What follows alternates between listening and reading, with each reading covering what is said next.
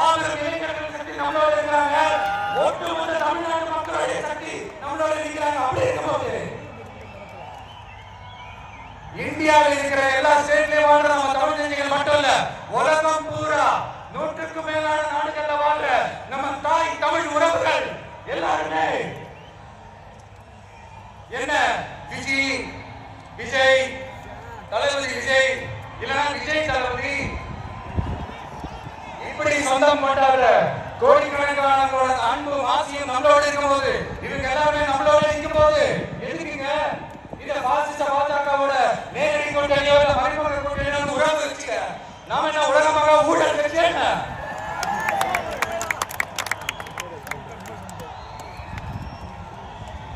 நம்மளை பத்தி சின்னதா ஒரு உண்மை ஒன்று சொல்லலாமா?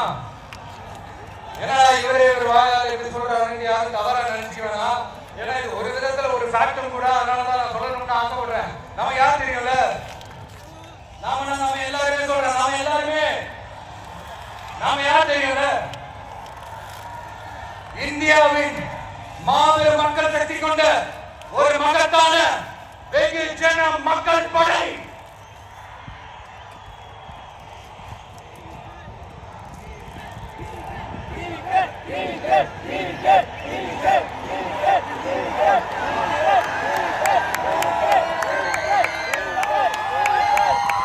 அதனால நம்ம தலைமையில நாம் அமைக்கப்பட்ட உண்மையான மக்களாட்சிக்கான அச்சாரமாக மாபெரும் மக்கள் சக்தியை அந்நியமாக நம்மளோட தெரிஞ்சிருக்கிறப்போ இந்த அடிமை கூட்டணியில சேர வேண்டிய அவசியம் நமக்கு இருக்குங்க.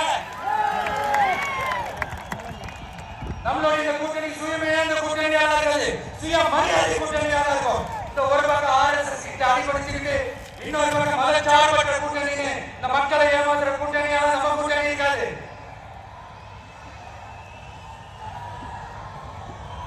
நான் இப்பவும் சொல்றேன், நம்மளை நம்பி வரவங்களுக்கு ஆட்சியிலும் அதிகாரத்திலும் உறுதியாக பங்களிப்பு செய்யப்படும். உடனே இந்த கேள்விகள்லாம் வரும். அப்ப யாரு கூட்டணி, யாரு வரா, இந்த கேள்விகள்லாம் வரும். இந்த கேள்விகளுக்கெல்லாம் ஒரே ஒரு பதில் தான், சஸ்பென்ஷனை சஞ்சாரம் செய்யுங்க. ஆனா ஒண்ணு, 2026 2 பேருக்கு நடுவுல தான் போட்டியே. ஒண்ணு TVK, இன்னொன்னு DMK. இந்த போட்டி எப்படி இருக்க போகுதுன்னா, இந்த அலைன்ஸ் வச்சு எப்படியாவது நம்ம தப்பிடலாம். என்ன இந்த அறத பழைய இந்த மேத்தமேட்டிக்ஸ் அரித்மெட்டிக்ஸ் இதெல்லாம் வச்சு எப்படியாவது நம்ம தப்பிடலாம் அப்படின்னு நினைக்கிறவங்களோட அந்த கனவு ஒரு நாள் பயப்படாது. சரி, இப்ப நம்ம வேற ஒரு ஏரியாவுக்கு ஒண்ணு வருவோம்.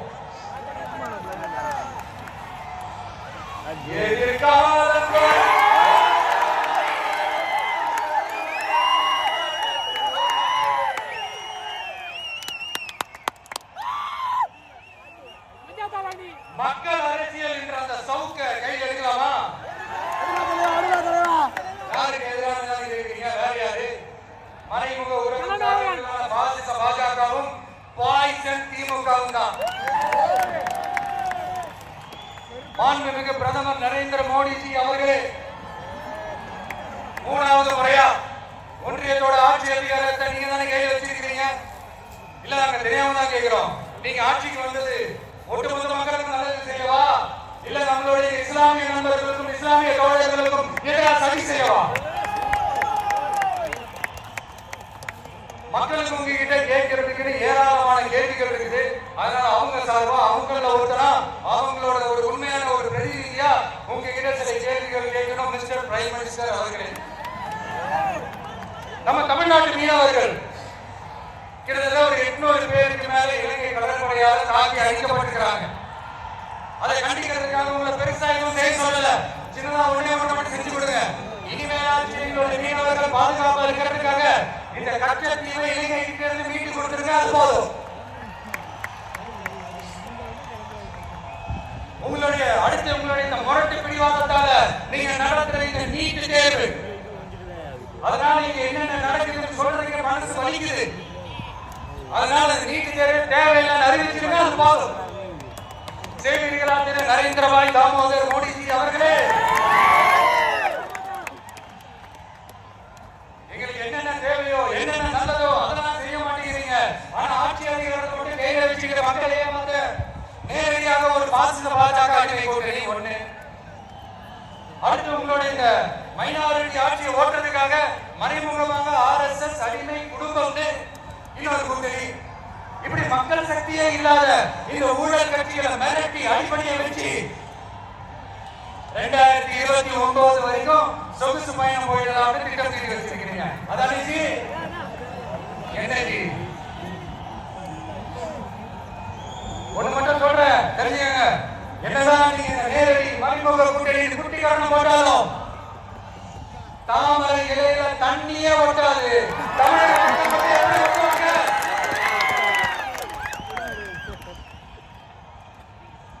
இங்க ஒரு MP சீட்டு கூட தரலன்றதுக்காக தமிழ்நாட்டுக்கும் தமிழ்நாட்டு மக்களுக்கும் எதுவுமே செய்யாம ஓரவஞ்சனை செய்யுது ஒன்றிய பாஜக அரசு. சங்கம் வச்சு தமிழ் வளர்த்த மண் இந்த மதுரை மண். அதனால நீங்க அந்த கீழடியில கிடைச்ச ஆதாரங்களை எல்லாம் மறைச்சிட்டு எங்க நாகரிகத்தையும் எங்க வரலாறையும் அழிக்கிறதுக்காக உள்ளடி வேலை செய்யலாம்னு நினைக்கிறீங்க. தமிழ்நாட்டோட என்ன நடக்கும் நீங்க பல உதாரணங்கள் இருக்குது. அதனால இதையெல்லாம் மறைச்சிட்டு எங்க மக்களை ஏமாத்திடலாம் மட்டும் நினைக்காதீங்க. மத நல்லிணக்கத்திற்கு பெயர் பெற்ற இந்த மதுரை மண்டலத்தை சொல்றேன். உங்க எண்ணம் எல்லாம் ஒரு நாள் கிடையாது.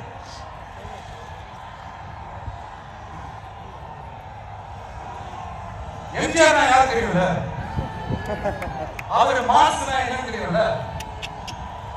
அவர் உயிரோடு இருக்கிற வரைக்கும் அந்த சிஎம் சீட்டை பத்தி ஒருத்தராலையும் நினைச்சு கூட பார்க்க முடியல, கனவு கூட காண முடியல.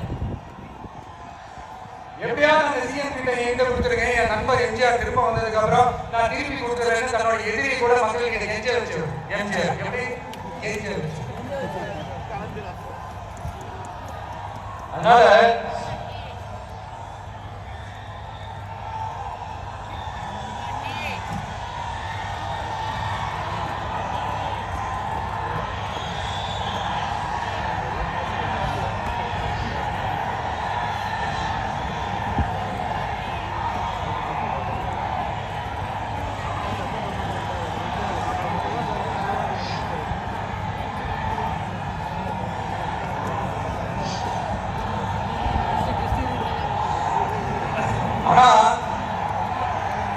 இப்போ அவர் ஆரம்பிச்ச அந்த கட்சியை, எம்ஜிஆர் அவர்கள் ஆரம்பிச்ச அந்த கட்சியை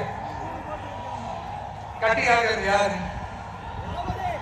இன்னைக்கு அந்த கட்சி எப்படி இருக்குது அதை நான் அவங்களுக்கு தெரியுமா?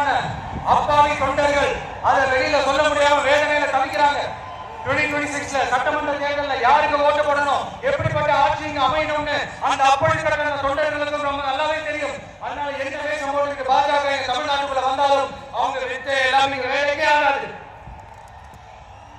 இப்படி பொருந்தா கூட்டணியா பாஜக கூட்டணி இருக்கிறதுனால இப்ப ஆட்சியில இருக்கிற இந்த வெற்றி விளம்பரமான திமுக என்ன செய்து தெரியும்ல, பாஜகவோட உள்ளுக்குள்ள ஒரு உறவு ஒன்று வச்சுக்கிட்டு வெளியில எதிர்க்கிற மாதிரி அப்படியே எதிர்க்கிற மாதிரி ஒரு டிராமா ஒண்ணு பண்ணிட்டு எதிர்கட்சியா இருந்தா போங்க மோடின்னு பலன் விடுறது, ஆள் கட்சியா இருந்தா வாங்க மோடின்னு கொடை பிடிச்சிட்டு கும்பிடு போடுறது.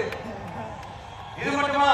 ஒரு ரயில் ஒன்று வந்துட்டா போதும், இது வரைக்கும் போகவே போகாத ஒரு மீட்டிங், அதை காரணம் காட்டி டெல்லிக்கு போறது, அங்க ஒரு சீக்கிரம் மீட்டிங் நடத்துறது. நல்லா நோட் மக்களே, அந்த மீட்டிங் அப்புறம் இஷ்யூ அப்படியே காணாம போயிருக்குமே. அதேதான் ஸ்டாலின் அங்கிள்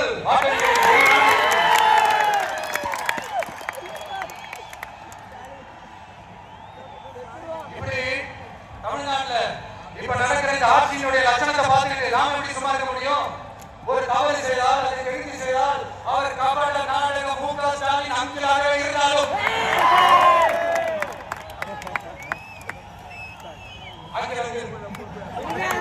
மனசாட்சி இருந்துச்சா நாங்கள் கேள்விகளுக்கு மட்டத்தில் பதில் சொல்லுங்க. நியாயம் இருக்கா? ஊழல் இல்லாம இருக்கா? சட்டம் ஒழுங்கு சரியா இருக்கா? பெண்களுக்கு பாதுகாப்பு இருக்கா? பொதுமக்களுக்கு பாதுகாப்பு இருக்கா? இயற்கை வளங்களுக்கு பாதுகாப்பு இருக்கா? சொல்லுங்க மைடியர் அங்கிள், சொல்லுங்க. டாஸ்மாக்ல மட்டுமே இது வரைக்கும் 1000 கோடி மேல ஊழல் சொல்றாங்க. அதுல மட்டும் தப்பு நடக்குது, வேற எதுதான் நடக்கல. உலகத்திலே மிஸ்டர் கிளீன் ரெக்கார்ட்ஸ் எல்லாம் உங்களுக்கும் உங்க கூட இருக்கிறவங்களுக்கும் மட்டும்தான் கொடுக்குறோம். இதை பார்த்து வாயை இல்லாத ஊர் கூட வயிறு வலிக்க சிரிக்குது. பெண்களுக்கு 1000 ரூபாய் கொடுத்துட்டீங்கன்னா போதுமாங்கள்?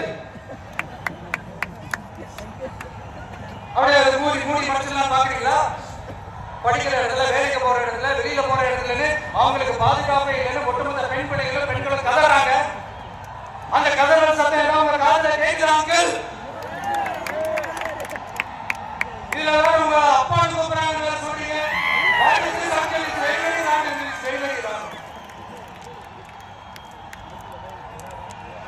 பெண்களுக்கு மட்டுமா பொய் வாக்குறுதி கொடுத்து ஏமாத்துறீங்க? அரசு ஊழியர்கள், ஆசிரியர்களை ஏமாத்துறீங்க, விவசாயிகளை ஏமாத்துறீங்க, பரந்தூர்ல பாதிக்க வராதுன்னு சொல்லி ஏமாத்துறீங்க, மீனவர்களை ஏமாத்துறீங்க, போதைப் பொருள் கலாச்சாரத்தை ஒழிக்காம ஏமாத்துறீங்க. ஐயோ வெரி கஷ்டம். எப்படி கேட்டாலும் இவங்க கிட்ட இருந்து எந்த பதிலும் வரப்போறதில்லை. ஏன்னா இருந்தா தானே. இப்ப ஆட்சியில இருக்கிற நம்மளுடைய அங்கிள் பதில் சொல்றது இருக்கட்டும். மக்களை நீங்க சொல்லுங்க, நீங்க உண்மையை சொல்லுங்க. செய்வோம் சொன்னாங்களே, சொன்னதெல்லாம் செஞ்சாங்களா? சொன்னதெல்லாம் செஞ்சாங்களா? சத்தமா மை டியர் அங்கிள், கேக்குதா? மக்களோட சத்தம் கேக்குதா? இது வெறும் சாதாரணமான முழக்கம் தான். கூடிய சீக்கிரம் மக்களை போய் சந்திக்க போறேன், அவங்களோட மனசு விட்டு பேச போறேன். அதுக்கப்புறம் இந்த சாதாரணமான முழக்கம் இடி முழக்கமா மாறும். அத்தோட நிக்காது. அந்த இடி முழக்கம் தமிழ்நாட்டோட போர் முழக்கமா மாறும். அந்த போர் முழக்கம் ஒரு நிமிஷம் கூட தூங்க விடாது. நடக்கிறேன் பாருங்க. என்னடா இவன் இவ்வளவு ஸ்ட்ராங்கா சொல்றானேன்னு பாக்குறீங்களா? எல்லாரும் கட்சி ஆரம்பிச்சதுக்கு அப்புறம் தான் ஒவ்வொரு வீட்டுக்குள்ளேயும் போறதுக்கு ட்ரை பண்ணுவாங்க. ஆனா நாங்க அப்படி இல்லை. ஒவ்வொரு வீட்டுக்குள்ளேயும் போனதுக்கு அப்புறம் தான் கட்சியை ஆரம்பிச்சிருக்கோம்.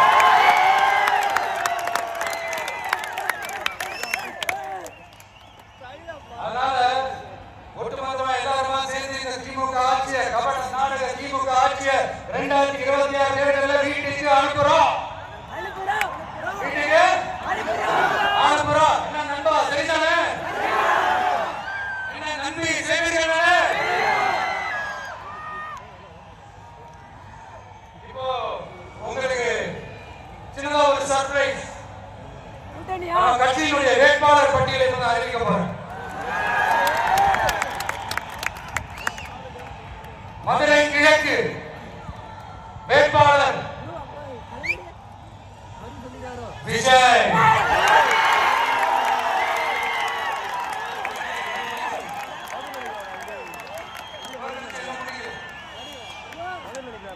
மதுரை மேற்கு வேட்பாளர் விஜய். மதுரை மத்தி வேட்பாளர் விஜய். மதுரை மேற்கு வேட்பாளர் விஜய். மதுரை வடக்கு வேட்பாளர் விஜய்.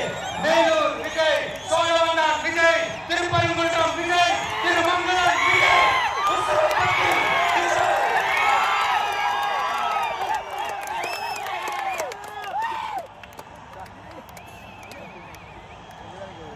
என்னடா எல்லா தொகுதியிலும் ஒரே வேட்பாளர் பாக்குறீங்களா? 234 தொகுதியிலும் இந்த விஜய் தான். அதாவது உங்க விஜய் தான். உங்க சின்னம். இன்னும் சிம்பிளா சொல்லணும்னா உங்க வீட்டுல இருக்கிற ஒருத்தர் தான் வேட்பாளராக நிக்க போறாங்க. அந்த வேட்பாளரும் நானும் வேறு இல்லை. நீங்க அவருக்கு ஓட்டு போட்டீங்கன்னா எனக்கு ஓட்டு போட்ட மாதிரி. இந்த முகத்துக்காக நீங்க ஓட்டு போட்டீங்கன்னா உங்க வீட்டுல இருக்கிற உங்களுடைய வேட்பாளர் ஜெயிச்ச மாதிரி. என்னடா ஏதோ ஓவரா சொல்றாருன்னு நினைக்க வேணாம்.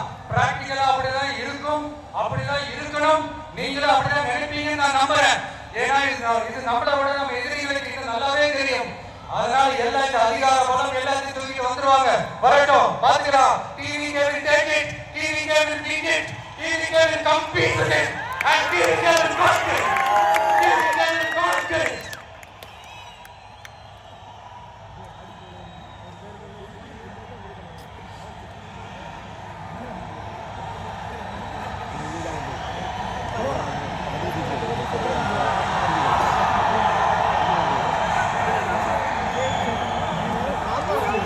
இந்த நேரத்துல நம்ம மனசுல இருக்கிறத மக்கள்கிட்ட சொல்லியாகணும். தூத்துக்குடி ஸ்னோலினோட அம்மா என்ன அவங்களோட தம்பின்னும் அவங்க பொண்ணுக்கு நான் தாய் மாமன்னு சொன்னாங்க.